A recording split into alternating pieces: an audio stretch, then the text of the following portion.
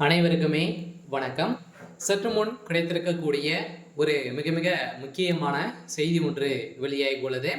சற்று முன் திமுகவின் ஆலமரம் சரிந்தது, போலீஸ் குவிப்பு, இது மாதிரி பார்த்தீங்கன்னா செய்திகள் வெளியாயிருக்கு. ஸோ இப்போ சமீப காலத்தில் பார்த்தீங்கன்னா திமுகவில் ஒரு மிகப்பெரிய பிரச்சனைகள், திமுகவுடைய உட்கட்சிக்குள்ளே நிறைய மோதல்கள் ஏற்பட்டு வந்திருந்த நிலையில் இதெல்லாம் சரி செய்யக்கூடிய ஆளாக தான் பார்த்தீங்கன்னா முதல்ல ஸ்டாலின் அவர்கள் இருந்திருந்தார்.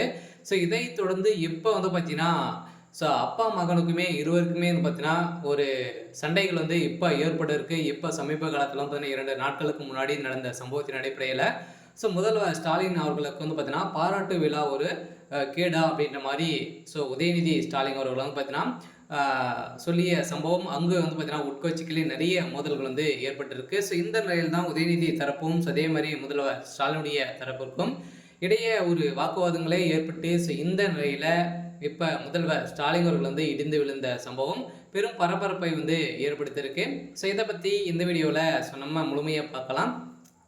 அதுக்கு முன்னாடி நம்ம சேனலுக்கு இப்போ தான் நீங்கள் முதல் முறையாக வந்திருக்கீங்க அப்படின்னா மறக்காமல் நம்மளுடைய சேனலை சப்ஸ்கிரைப் பண்ணி சப்போர்ட் பண்ணுங்கள். வாங்க வீடியோக்குள்ளே போகலாம். பார்த்தீங்கன்னா திமுகவின் ஆலமரமாக இருக்கக்கூடிய வருடம் பார்த்தீங்கன்னா இருக்கக்கூடிய முதல்வர் ஸ்டாலின் அவர்கள் தான் திமுகவுடைய ஆலமரமாக இருக்கார்.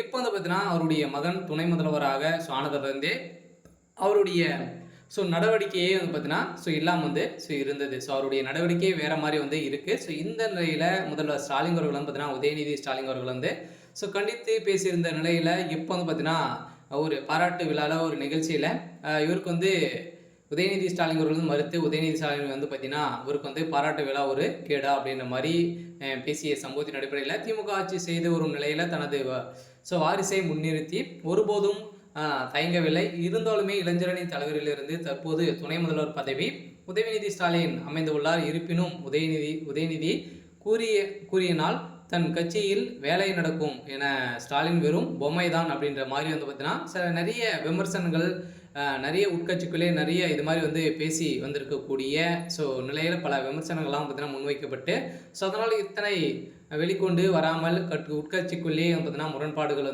இருந்திருக்கு. சமீப காலத்தில் அமைச்சர் பொன்முடி அவதூறு பேசிய காரணத்தால் அதே போன்று பொதுச் செயலாளர் பதவியானது பறிக்க நேரிட்டது.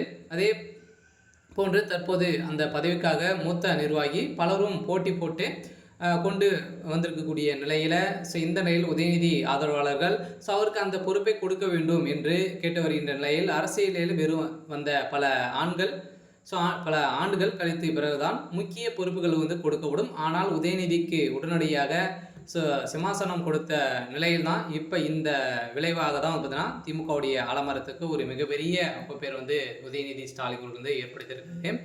இந்த நிலையில் முதல்வர் ஸ்டாலின் அவர்கள் இடிந்து இப்போ மருத்துவமனையில் அனுமதி பெற்றிருக்காரு. சரி, ஓகே. இன்னைக்கான அப்டேட் இதுதான். மறக்காமல் நம்மளுடைய சேனலை சப்ஸ்கிரைப் பண்ணி சப்போர்ட் பண்ணுங்கள். தேங்க்யூ.